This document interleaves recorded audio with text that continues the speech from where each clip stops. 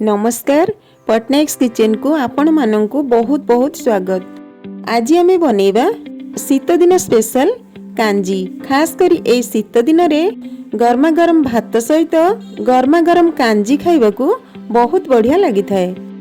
आशा करुछि आजिर ए रेसिपीटी समस्तंकु भलो लागिबो।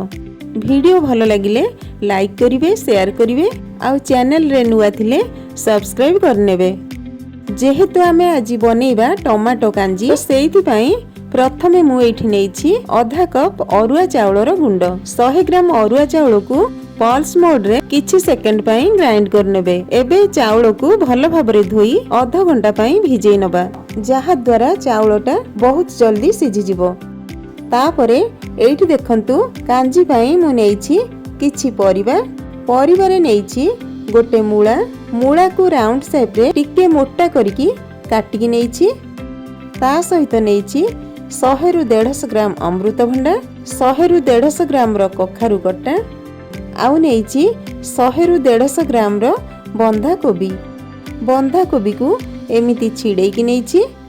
सबु परिबा को टिके बड़ बड़ साइज रे काटिकी नबा। ता सहित नेछि गोटे बड़ बाइगण रो कट्टा। परिबा आपण आपणक पसंद रे नहीं परिवे। आउ जेउ परिबा एथिरु आपणक पसंद नुहे से सब को आपण स्किप करि परिवे।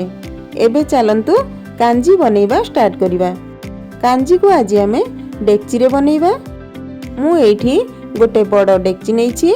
एबे डेक्ची रे 2 लीटर पानी दबा। 100 ग्राम रो चाउल पई 2 लीटर पानी ही नेबे। एबे याकू कवर करी हाई फ्लेम रे पानी को फुटिबा को छाड़िबा। एठी देखंतु चाउल हमर बतुरी जाईछि, पानी फुटी गलानी।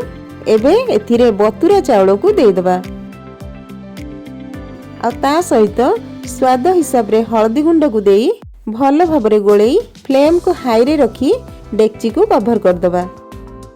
पानी फुटी जिबा परे एबे एथिरे टाण परिबा गुडी को दे दबा, जेमिति कि अमृतभंडा, मूला, कखारु, बंधा कोबी को प्रथमे दे दबा। आउ जल्दी सिझी जाउथिबा परिबा को पछरे पकेइबा। एबे पुणी थरे हाई फ्लेम रे फुटीबा पर्यंत याकू कवर करिबा।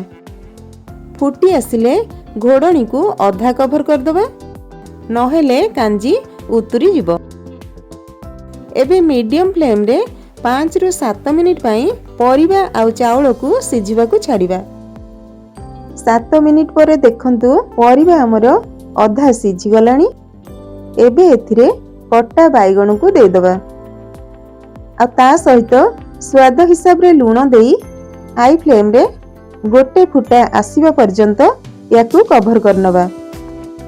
एमिति फुटी आसिले घोड़नी को आधा कवर करके रखिबा। आउ फ्लेम को मीडियम करके सबु परिबा आउ चाउल को सिझिबा को छाड़िबा। आउ एई भीतर चलंतु नेक्स्ट प्रिपरेशन करनबा। जेहेतु आज हमें टमाटो कांजी बनेबा तो मु एठी नेइची 4टी बड़ साइज रो टमाटो। 3टी टमाटो को ग्राइंडिंग जार को देई ग्राइंड करनबा। आउ गोटे टमाटो को एमिति कांजी रे पकेइबा। 5 मिनिट पर देखंतु परिबा आउ चाउल 80 रु 90% सिझी गलानी। एबे एथिरे टमाटो पेस्ट आउ कटा टमाटो को दे दबा आ ता सहित 2 खंड आंबुल को देई भलो भाबरे गोळे नबा। जदि आपणकर परिबा आउ चाउल भलो भाबरे सिझी नथिबो आउ आपण टमाटो पकेई देले ताहले परिबा आउ चाउल ठीक रे सिझिबनी आउ सिझिबाकू बहुत टाइम लागि जिवो। जदि आपण नेइथिबा टमाटो खट्टा थिबो ताहले आपण आंबुल ऐड करिवेनी। आंबुल देबा द्वारा कांजीर टेस्ट खट्टा खट्टा लागिबो आ खाइबा को बहुत बढ़िया लागिबो।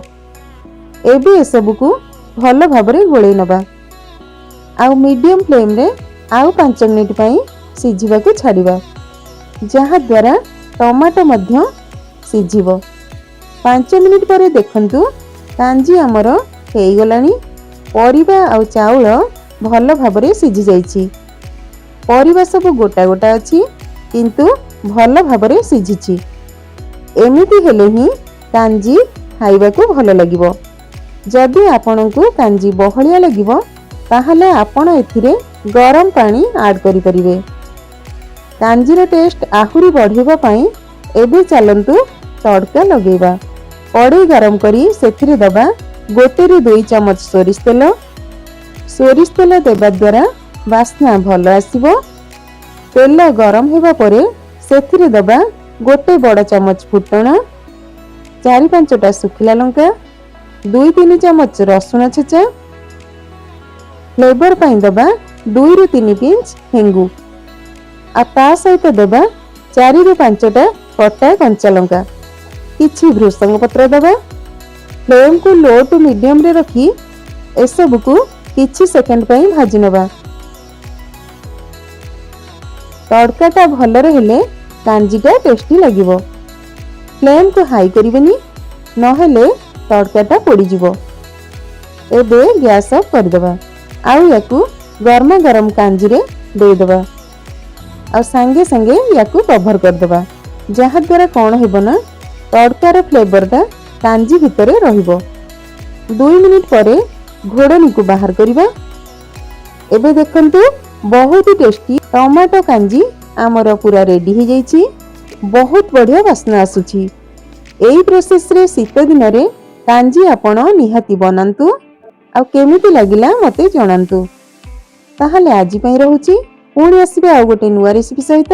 ଧନ୍ୟବାଦ।